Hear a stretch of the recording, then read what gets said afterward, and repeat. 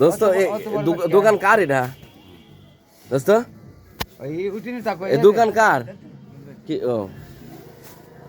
এই দোকান কার এটা কার কথা কয় না তোমার তুমি দিছো দোকান এটা হ্যাঁ ভালোই তো করবি পারো দেখতেছি কত বড় ব্যাখ্যা দোকানদার লস যাবে তুমি তো ভালোই করবি পারো না ও কোন আলাল না হলো ফারুক আদা নেবে কি রে কাস্টমার তো মেলা আছে বিকালে দেখতেছি আরে হ্যাঁ এত 10 আর এখানে দিয়ে দাও বুঝুক কিনা লাল হ্যাঁ তুমি নিবে ফারুকের দাও আগে আমার 10টা দে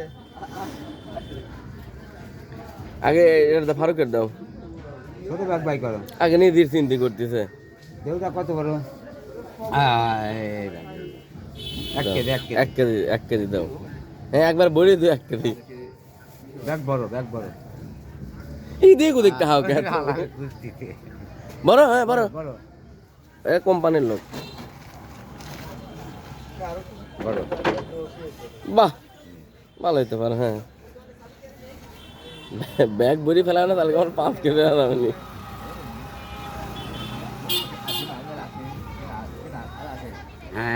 এনে দাও এনে দাও এখন 1 কেজি আনতে হবে কতটুকু লাগবে দেখো তো কমাও আরো হ্যাঁ একটু কয় টাকা হ্যাঁ নেন একটু কমা দাও আমাকে দাও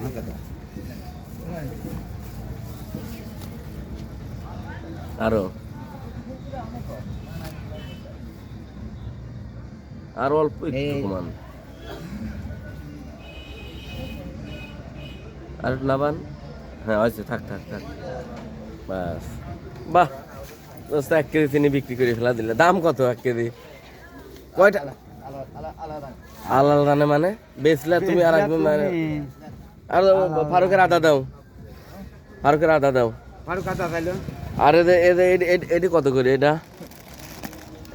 কত করে কম এটা দাম কত আমি নগদ টাকা দিচ্ছি আমার কাছে টাকা আছে না কয় টাকা দেবো কও টপ করি কও এটি কয় টাকা দেবো 1 কেজি দিয়ে দিলাম হ্যাঁ দিচ্ছি নাম্বার ওই যে বিকাশের আমার তো বিকাশের এজেন্ট নাম্বার আছে ওইটাই নগদের এজেন্ট নাম্বার আর রকেটের এজেন্ট নাম্বার তো ওইটাই